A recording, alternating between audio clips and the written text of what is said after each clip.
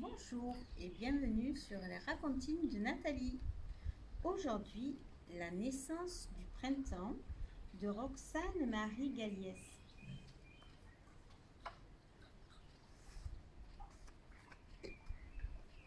L'histoire commença avant l'arrivée des hommes.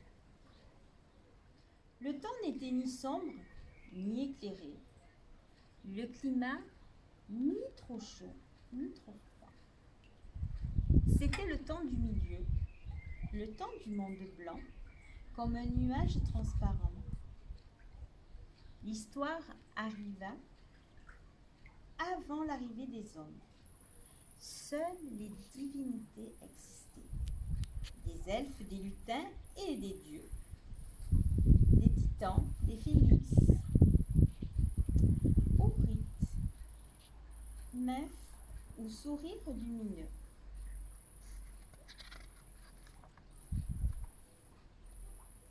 Chacun sur ce monde possédait des pouvoirs plus ou moins importants. Chacun sur ce monde possédait un jumeau, un double, qui lui ressemblait et avec lequel il vivait. Mais Ourite était née seule, et seule elle restait. Plus grande que les autres, elle en possédait la grâce, mais ses cheveux coupés courts la différenciaient de ses sœurs. Son pouvoir semblait inutile à beaucoup. Elle entourait sa vie de couleurs, par des gestes, par des danses, par des élans. L'air autour d'elle prenait des teintes surprenantes que personne ne connaissait, que personne ne regardait. Elle tressait des bouquets d'herbes sauvages et soufflait dans les roseaux pour amuser les enfants. Mais ce qu'elle espérait par-dessus tout, c'était de rencontrer le vent. Le vent que tout le monde craignait, le vent puissant, fort et impétueux, le vent sauvage, incontournable et furieux. On l'appelait Boré, le vent du froid, le vent du nord, qui emportait le monde par bourrasque. À son approche, les plus faibles fuyaient, les plus courageux se cachaient, par crainte de s'envoler à jamais. Moi, je ne suis pas effrayée. Si Boré m'emporte, je me ferai aussi légère qu'une feuille. Je glisserai sur son souffle, je l'apprivoiserai. Ourite attendait.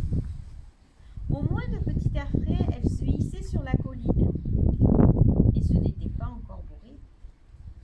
Il y avait des vents légers, comme une brise dans le cou, des courants doux et chauds, semblables à des caresses. Mais le vent froid, violent et terrifiant, elle ne l'avait encore jamais rencontré. Quand il arriva enfin, elle était prête. Elle se plaça sur le chemin. Emporte-moi, je ne te crains pas. Il surgit dans une tempête, comme une bête en colère. C'était un démon, ailé, qui avançait et glaçait tout ce qu'il touchait. Il aperçut au loin une ombre légère, mais il continuait de foncer en furie. Ourite ne bougeait pas. Ses bras poussés par le vent dégagèrent du bleu, du mauve et de l'oranger. Un éclair de lumière aveugla Boré et des couleurs adoucirent son cœur. La nymphe, les cheveux courts, dansant, les yeux fermés, attendait de s'envoler. Boré, surpris, méfiant, glissait autour de la belle. Il ralentit. Ses mouvements créèrent un tourbillon, et la nymphe décolla en riant. Il sourit et s'amusa à souffler sous les pieds de la jeune fille pour la faire tourner. La terre, pour ne pas la déranger, arrêta de bouger. Peu à peu, les curieux sortirent et s'approchèrent pour les observer. Mais l'un d'eux trébucha. Une pierre roula bruyamment et Boré se retourna. Tout ce monde autour de lui, tout ce monde. Il ne voulait pas être vu et s'échappa si brusquement qu'un souffle glacé recouvrit les lacs et les bois d'un givre épais.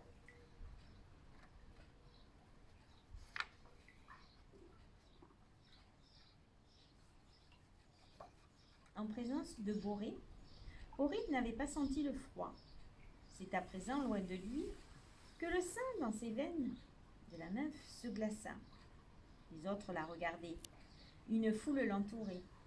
Mais elle se sentait vraiment seule depuis la première fois de sa vie. Parce que Borée était partie. Elle se savait différente. Elle n'avait pas d'enfants, pas de famille, pas de parents.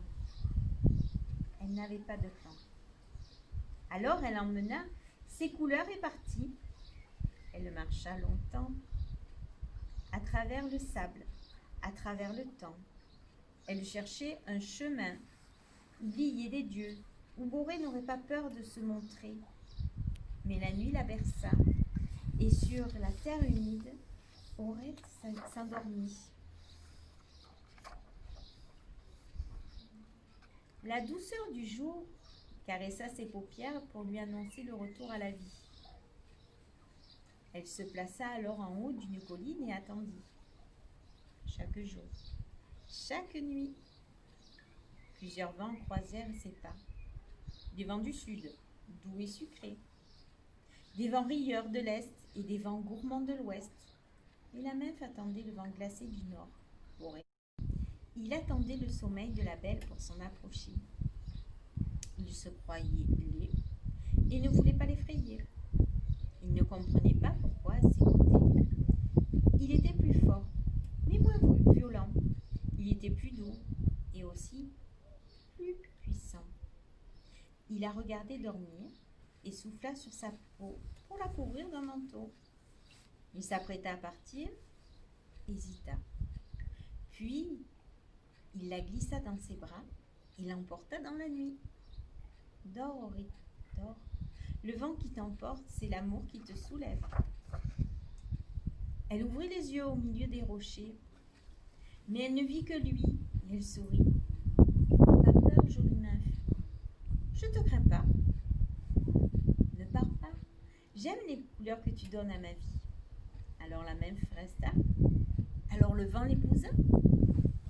On ne vit pas avant longtemps de noces aussi belles. Toutes les divinités furent conviées, et chacune apporta un présent plus incroyable que le précédent.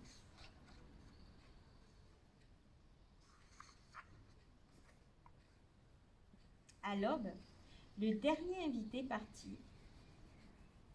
Borée offrit à Orinthe un dernier cadeau. Il souffla sur les mains de son épouse et lui donna le pouvoir des fleurs, de toutes fleurs du monde entier. Quand tu es là, tu diffuses des couleurs. À présent, tu sauras mettre ces couleurs au monde dans les herbes sauvages en créant des pétales colorés. Et je t'emmènerai avec moi pour les répandre sur tous les sentiers.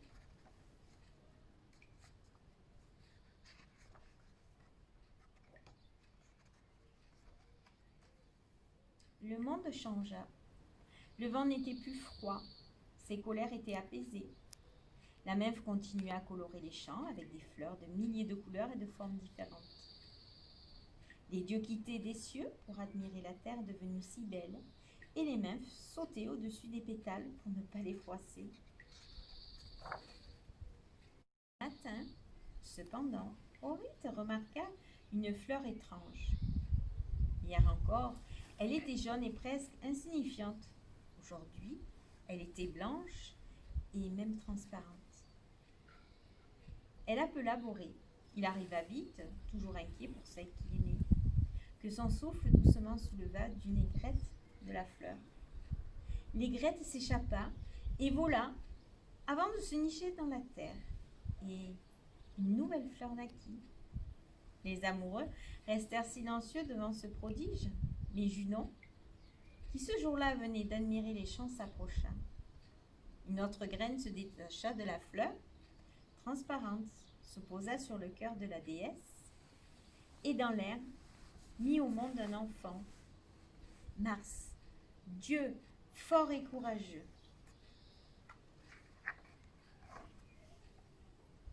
Borée et Orinthe restèrent des heures autour de la fleur. Ils regardaient les graines suivre lentement le courant du temps et répandre un nouveau bonheur. Ils n'osaient pas respirer, par peur de voir tout s'envoler. Ils cherchèrent alors dans le monde entier, mais une fleur comme celle-là, ils n'en rencontrèrent aucune. À leur retour, beaucoup d'aigrettes déjà avaient fécondé la terre. Ils restèrent un long moment silencieux devant la petite fleur si particulière. Délicatement, Borée prit la main de sa nymphe et lui murmura: « Veux-tu que je souffle sur toi ces pétales argentés ?» Orinthe se rappela Junon qui donna la vie à Mars grâce à la petite fleur. Elle n'était pas prête et s'éloigna, un peu apeurée. Et ce n'est qu'à la nuit tombante que la nymphe revint dans le champ. Seule, elle regardait la fleur qui se fanait déjà. « Le temps avance, Orinthe, le temps avance bientôt, il sera trop tard pour toi aussi. » Alors la nymphe cueillit la fleur et son dernier grain. Borée, à petit souffle léger, s'approcha de celle qui aimait tant. Il lui sourit, elle sourit à son tour, et hocha la tête silencieusement. Debout, dans ce champ, la nymphe et le vent se regardaient amoureusement. Debout dans ce champ, Borée souffla sur la fleur, et le dernier grain se détacha, lentement, lentement. Il vola jusqu'à Orinthe, glissa sur ses yeux, frôla ses cheveux, caressa son cœur, et se posa dans ses mains. Craignant qu'il ne s'envole, elle le couvrit de sa paume comme un coquillage. Borée écarta doucement les doigts de son aimé, mais il n'y avait plus rien dans la main. Le mystère était ailleurs. Le mystère naquit dans l'heure. La terre se couvrit entièrement de papillons pour accueillir un nouvel arrivant, l'enfant de la nymphe et du vent. Regardez, ils soufflent, et de leur union naîtra le printemps.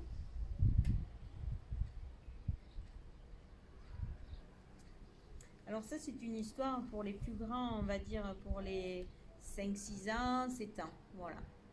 Je vous souhaite une belle soirée et vous dis à bientôt les loulous.